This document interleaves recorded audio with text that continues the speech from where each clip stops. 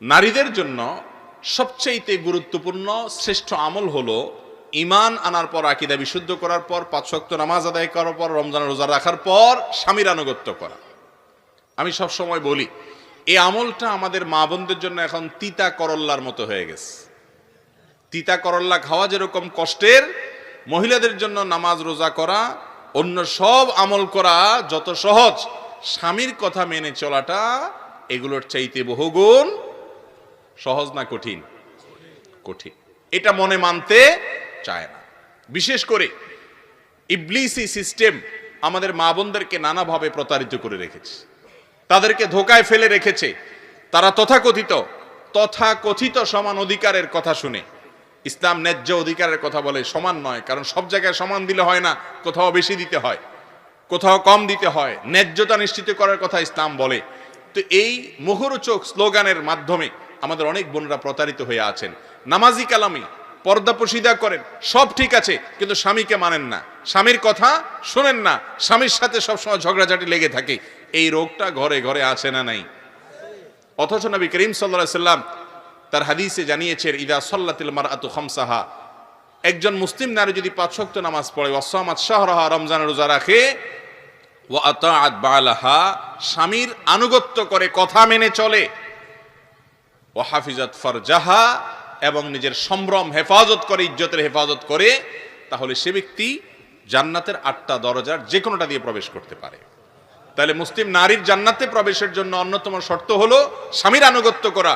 অন্য সব করতে পারলো, এটা আমাদের মা বোনরা পারছে না, তাদের জন্য চ্যালেঞ্জ। আল্লাহ আমাদের মা বোনদেরকে আমল করার তৌফিক দান করুন।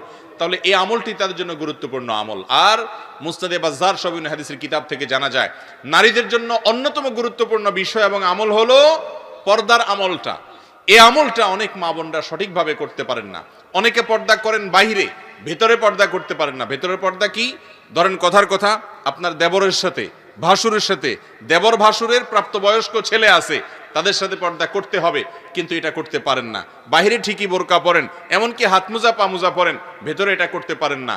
আপনি নিজে করতে চান না, অথবা আপনার পরিবারের পুরুষ সদস্যরা, মহিলা সদস্যরা, শ্বশুরবাড়ির লোকেরা আপনাকে করতে দেয় না। এই আমলটাও আজকাল মেয়েদের জন্য অনেক কঠিন হয়ে গেছে। বাহিরে ভেতরে সব জায়গায় মাহরাম নন মাহরাম মেনটেন করা, পর্দার বিধান মেনে চলা, এটা নারীদের জন্য সবচেয়ে গুরুত্বপূর্ণ বিষয়। এই বিষয়টি হাদিস দ্বারা প্রমাণিত। এর বাইরে মা বোনদের জন্য অন্যতম গুরুত্বপূর্ণ বিষয় হলো, তাদের কাছে একটা বিরাট বড় সুযোগ আছে যেটা পুরুষদের কাছে নাই।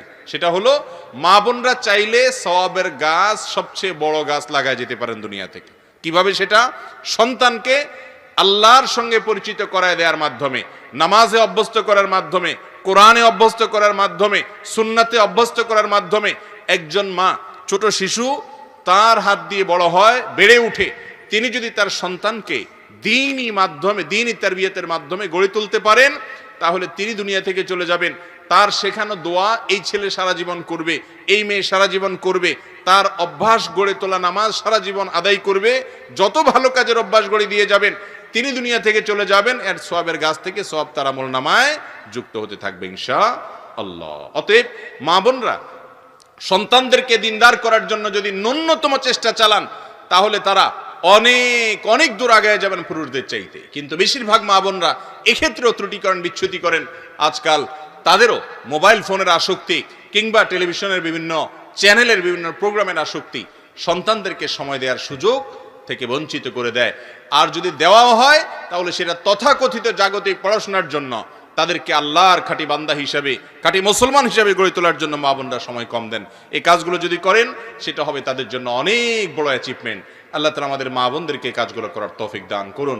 সেই সাথে তাদের জন্য গুরুত্বপূর্ণ হলো স্বামীর কৃতজ্ঞতা আদায় করা, নাশুকরি না করা, এবং কথায় কথা অভিশাপ না দেওয়া। এই বিষয়গুলো অনেক গুরুত্বপূর্ণ একজন মুসলিম নারীর জন্য। আল্লাহ তাআলা আমাদের মা বোনদেরকে আমলের প্রতিযোগিতায় অগ্রসর থাকার তৌফিক দান করুন।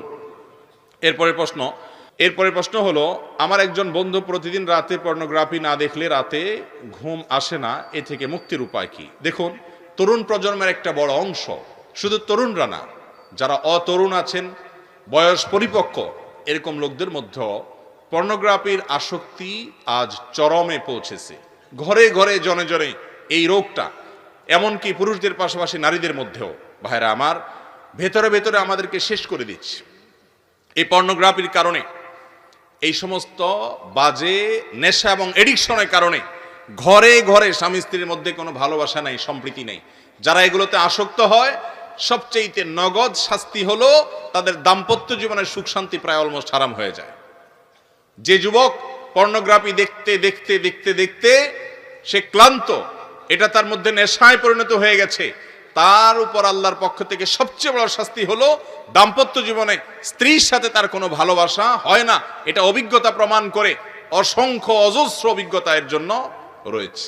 বিধায় পর্নোগ্রাফির ভয়াবহ ক্ষতিকর দিকগুলো আমাদেরকে আগে বুঝতে হবে এবং এর মাধ্যমে নগদ লাভ করা, নগদ সাময়িক সময়ের সুখ বা তৃপ্তি লাভ করার সুযোগ থাকলেও পরোক্ষ নেই। পর্নো এডিকশন যাদের মধ্যে আছে তাদের বেশিরভাগ মানুষের উপর করা জরিপ এবং সাক্ষাৎকার, তাদের বক্তব্য, এই সবগুলোর খোলাসা রিপোর্ট প্রতিবেদনগুলো বলে যে এর পরক্ষণেই তাদের মধ্যে বিষণ্ণতা কাজ করে, মানসিক বিষাদ তাদেরকে ঝেঁকে বসে, যেটা তৃপ্তির জন্য ঢেকে সেখানে সাময়িক তৃপ্তির পরিবর্তে তার পরবর্তীতে আযাব তা নয়, এর পরপরই তার মধ্যে মানসিকভাবে বিষণ্ণতা ছেয়ে আসে, অশান্তি, অস্থিরতা, ডিপ্রেশন এবং খারাপ লাগা কাজ করে। সে নিজেকে খারাপ মনে করতে করতে একটা পর্যায়ে আল্লাহর রহমত থেকে পর্যন্ত নিরাশ হয়ে যায়। এই জন্য পর্নোগ্রাফির এই ভয়াবহ কাজের ভয়াবহতা এত বেশি যে গোটা দুনিয়ার জীবনটাকে ধ্বংস করে দেয়, আখিরাত ধ্বংস আছেই। এই জন্য ভাইরা আমার, আগে বুঝতে হবে যে এটা কত ডেঞ্জারাস বিষয়। এটা থেকে বাঁচতে চান, কয়েকটা স্টেপ নেবেন, কয়েকটা পদক্ষেপ নেবেন। নাম্বার এক নম্বর পদক্ষেপ হলো যে এটার মাধ্যমে আপনার ভবিষ্যৎ ধ্বংস হয়ে যাবে, আপনার পারিবারিক জীবন, দাম্পত্য জীবন শেষ হয়ে যাবে, আপনার কোনো কিছু ভালো লাগবে না, বিষণ্ণতা, বিষাদের মধ্যে আপনি ভোগ করবেন। এটি নিশ্চিত জেনে রাখবেন, এই ভয়াবহতা মাথায় আপনি ভালো করে ঢুকিয়ে রাখেন, সহজ হবে আপনার বেঁচে থাকা। এর ভয়াবহতা সম্পর্কে জানার চেষ্টা করবেন।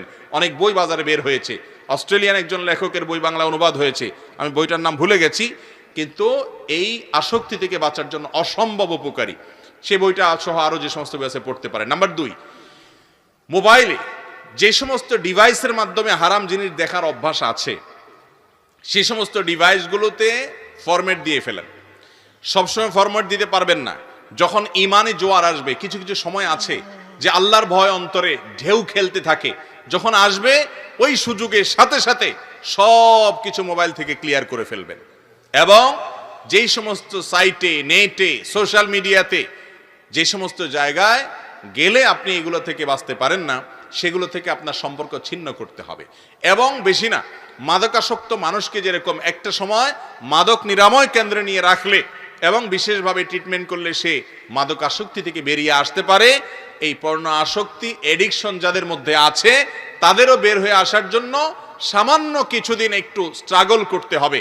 কথার কথা, নেট আছে এরকম মোবাইলের সাথে আপনি সংবিচ্ছিন্ন করলেন, আপনি বাটনওয়ালা কম দামের ছোট একটা মোবাইল নিলেন শুধুমাত্র কল ধরা এবং কল করার জন্য, নেট থেকে বিচ্ছিন্ন থাকলেন বেশি না 1-1.5 মাস 2 মাস বা যার যতটুকু তৌফিকে কুলা। এর মাধ্যমে দেখবেন আস্তে আস্তে আস্তে আস্তে আপনার মাথা থেকে এটা ঝেড়ে চলে যাবে। এটা একেবারে নিশ্চিত। যদি আপনি 1-2 মাস অন্তত যে সমস্ত মোবাইলের কারণে, যে সমস্ত ডিভাইসের কারণে, যে সমস্ত নেটের পেজের সাথে আপনার কানেকশনের কারণে পর্ণ আসক্তি আপনার মধ্যে আছে, এগুলো দেখার সুযোগ তৈরি হয়, সেগুলো থেকে আপনি নিজেকে বিচ্ছিন্ন করে ফেলেন, দেখবেন 1-2 মাস পরে আপনার মধ্যে নেশা থাকছে না, ইনশাআল্লাহ নেশা পরিবর্তন হবে। তবে এর পাশাপাশি তৃতীয় যে কাজটি করতে হবে তা হলো সোহবতে সালেহ বা নেককারদের সান্নিধ্য। বিশেষ করে জেনা এবং জেনা জাতীয় যে অপকর্ম আছে, এই যে পর্ণ আসক্তি, এটা চোখের জেনা। নবী করিম সাল্লাল্লাহু আলাইহি ওয়াসাল্লাম বলেছেন, জেনাল আইনি আন নজর, চোখের জেনা হলো চোখ দিয়ে দেখা। আপনি যতক্ষণ দেখছেন ততক্ষণ আপনি জেনা করছেন। আর জেনা এমন একটা অপরাধ, লা ইয়াজনি জানি হিনা ইয়াজনি ওয়া মুমিন, ঈমানদার যদি জেনায় লিপ্ত হয় তাহলে যতক্ষণ সে জেনায় থাকে ততক্ষণ তার থেকে ঈমানকে ছিনিয়ে নেওয়া হয়, ততক্ষণ সে মুসলমান থাকে না, ঈমানদার থাকে না। এরপরে সেখান থেকে সে ফিরে আসার পরে তার মধ্যে ঈমান আবার আসে। এত ডেঞ্জারাস অপরাধ।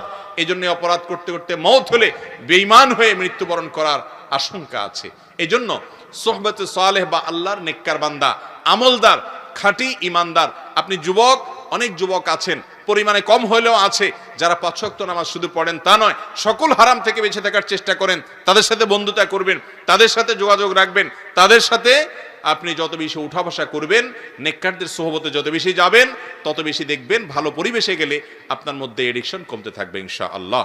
নাম্বার 4 নম্বর, পর্ণ আসক্তি থেকে মুক্তি লাভের জন্য বিশেষভাবে আপনাকে নির্জনতা পরিহার করতে হবে। মাস্টারবেশনের যে বদঅভ্যাস